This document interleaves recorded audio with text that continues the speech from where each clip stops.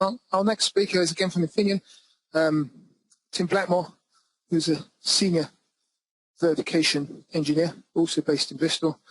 And Tim's going to talk about ensuring reuse of a highly configurable verification environment. Yeah, okay. So I think originally this was going to be part of the last talk as well, but we decided it might be best to split it out in slightly different focus. So a brief overview of what I'm going to talk about. So so it's all about configurability. It's all about configurability of a verification environment. So first of all, I give a brief history of configurability within our verification environment, within TriCore verification environment. And then this will lead us on to two central ideas, which I'll cover in the talk. So these ideas somehow were developed from what you might be doing if you were developing software, which a verification environment might be considered to be. So these ideas are use of configuration files and something we call the Compatibility Tool. So it's quite a lot of information on this slide. I won't go into it all, but the basic story here is of. So I should maybe say what TriCore is first. So TriCore is a family of CPUs. So and over the years this family has grown. So we have new product families being released, and more devices per product family, and more CPUs per device, each of which are configured slightly different. So we end up with a large number of versions of the TriCore, of the CPUs within the TriCore family. And so we've had to, clearly we don't want to rewrite the verification environment for each one, so we have to reuse the verification environment to verify all of these different versions. And this is a short history of how we did it.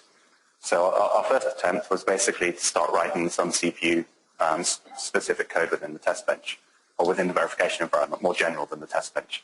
So we'd have code which says, if I'm a CPU 0 on device 0, then execute me. Another code which said, if I'm a CPU 2 on device 2, then execute me, and such like. And this was fine until we had to verify a new version of the CPU, and then we'd have to go through all of these little pieces of CPU-specific code and see if they apply to the new version. So we'd have to go through many hundreds or thousands of pieces of code in many tens or hundreds of files, and this proved to be quite time-consuming. So this wasn't such a good idea. So what we do instead now is we have feature-based configurability. So we have no direct references to a CPU version within the verification environment. We only have references to features. So we say, if I'm a CPU with no data cache, then execute me. If I'm a lockstep CPU, then this code applies. Okay, and then we simply take and then the CPU version is mapped onto the features by means of a configuration file. So now when we have a new CPU version, all we have to do is write a new configuration file. So this is much easier. Okay, so let's bring some configuration files. So as I said, so we've gone from using CPU-specific code to feature-specific code, and we simply enable the relevant code by means of a configuration file. So to run your verification environment on a particular CPU, you just select your configuration file however you want, and your verification environment works fine. So the use of this probably depends somewhat on the complexity of your verification environment. So if your verification environment is a constrained random test bench and not much else, then you're probably already doing this kind of thing. I mean, you might well be doing this kind of thing anyway. But if you have sort of many different people working on multiple different files, then it requires a bit more organization. You need to get everyone working in the same way, working off the same feature set. And you could even, I guess, imagine these configuration files being delivered up from different IPs into SSC level. And I think that would clearly require a much bigger degree of organization again. So I come on to the second concept, which isn't really a concept at all, it's a tool. It's actually a tool. It's 7,000 lines of Perl and growing, 7,000 lines of Perl and growing. So it's called the Compatibility Tool, and all this does is checks that your is an automated check that your verification environment works for all the configurations that it should work. So it automates the checks that you would want to do when you make a change to your verification environment. And its value is that it's very simple to use. So a user only needs to supply one command, either through a command line or through a GUI, and they get a single report back. So instead of having to do these sort of checks on many different in many different configurations, it's all done for you by the tool. So the tool doesn't do anything that you wouldn't want to do or wouldn't expect it to do. It just makes it easy. So specifically what it does do is it runs a number of checks, a number of steps across all your relevant configurations. So it will compile your test bench for each of your configurations. It will run regressions and check the results against known results. It will check your coverage hasn't deteriorated, your structural coverage, your functional coverage. It will check your fault coverage hasn't gone backwards. And it'll run all your properties and check that they're complete or whatever you want it to do. Okay, so the kind of results you get might look something like this. So you have a number of steps run on a number of configurations, and each of the steps have either passed or they've failed or they're running or they're skipped. And then where it says passed or failed, there's a link into the detailed results. So for a regression, it will take you to the web page for the regression results. So when they all say passed, you don't really need to look any further. So it's very simple for a user to use. So it's called the Compatibility Tool because we basically it was basically developed to ensure backwards compatibility of the verification environment. So we'd have we would have problems whereby we would maybe have to resurrect the verification environment for an earlier RTL delivery, and we'd do that, and we'd find it didn't really work anymore. It might not even compile. So we might try to rewind the verification environment back to the date that the RTL delivery was made, and then we'd find that we'd change the simulator, or that the operating system had changed from Unix to Linux or something.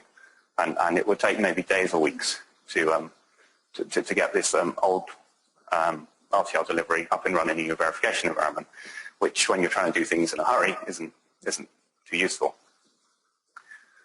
So the Compatibility Tool ensures it ensures that your current verification environment is always compatible with all of your earlier RTL deliveries.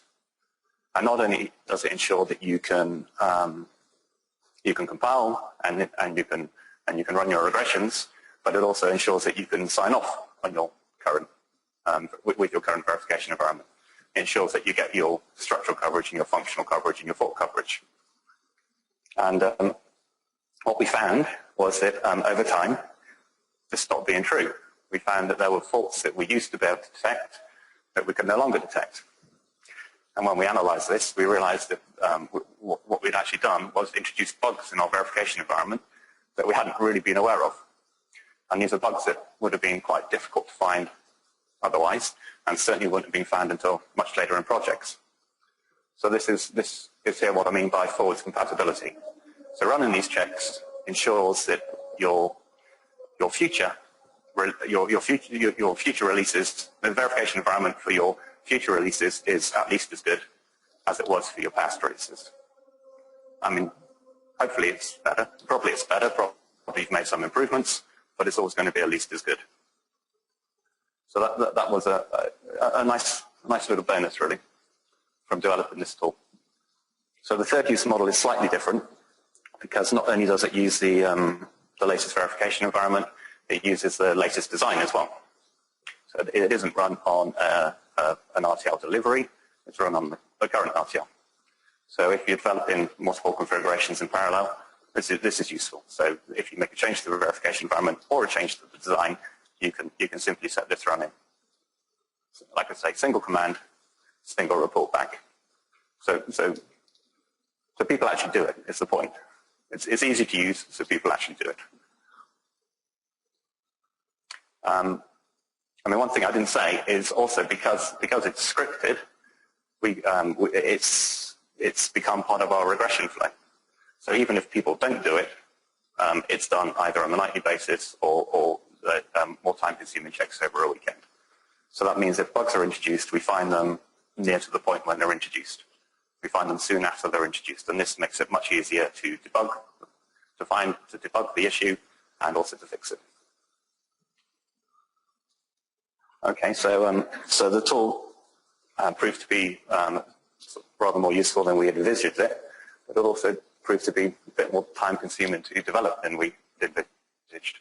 So originally we'd planned something like 4-man months to develop this, and it ended up being, well, it's going to end up, it's not fully functional yet, but it's going to end up being something more like 12-man months, which is a shame. A lot of the complexity is again to do with the fact we use ClearCase, so we have to iterate through ClearCase dynamic views and have to check consistency of these and make sure we don't leave the user's view in a big mess if it crashes and things like this. So a lot of the complexity is in that. There's some inherent complexity in making sure you get all the steps that can run in parallel to actually run in parallel. So if you want to run 10 linear regressions, they run in parallel rather than one after each other. But it ended up being a lot more effort to implement than we thought. So it's a real shame there's no off-the-shelf solution for this. The response from users has been very positive because it's reliable, because it's easy to use. People do use it, and again, the quality of commits is good. As I say, we regularly run on snapshots, so we find bugs when they're introduced, not 2 or 3 years later. And yeah, and there's just an indication, a small amount of detail on what I meant by the forwards compatibility in the previous slide. A few of the bugs we found in the verification environment. And that's it.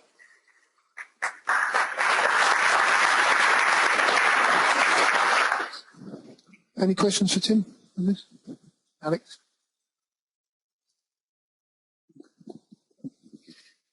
Hi, with all the improvements you made to the speed of being able to run things really, really quickly, do you use Jenkins or continuous integration at all?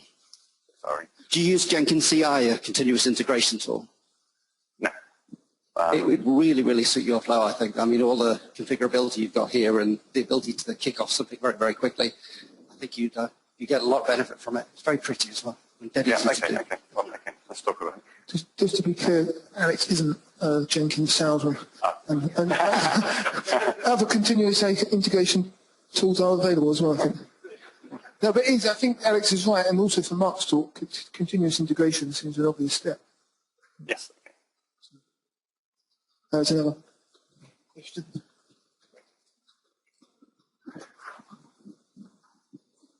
You mentioned in passing that there was no off-the-shelf tool to do this, which is why you embarked on this development. It seems like quite a lot of effort.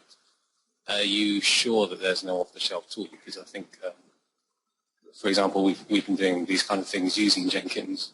Could you not bludgeon a tool to do what you wanted? So we haven't found one. So I mean, as I said, a lot of the effort we put in was things like going through dynamic views in ClearCase and things like this. Is this supportive? Yeah. Oh, sorry. Hang on. Let me just. You can do anything you want. Well, okay. That's brilliant. I've got a follow-up question then. Why do you still use ClearCase? Yeah, this is turning into the Jenkins user group, actually. So, but did you want to follow up on Jenkins? Yeah, sure. Yeah. Yes, yeah. So ClearCase is supported. I don't know whether ClearCase is supported, but the concept of polling a revision control database, kicking off tests, amalgamating results, different configurations, things like that, are all supported. But it sounds like kind of working around your particular revision control system is a lot of the effort. So. Yeah, this is one we have to live with, unfortunately. Did you want to? Yeah, I think there's some clear cases supported by Jenkins, and fundamentally it's just a Java program that runs scripts for you. It's cron on steroids, as they call it. You can get it up and running within a couple of minutes, it really is, and it make all this look pretty and reactive and stuff like that. And you've probably already got your own scripts to do it, so maybe you don't want to go there, but it's there and out there, and you'll hear us talking about it a lot.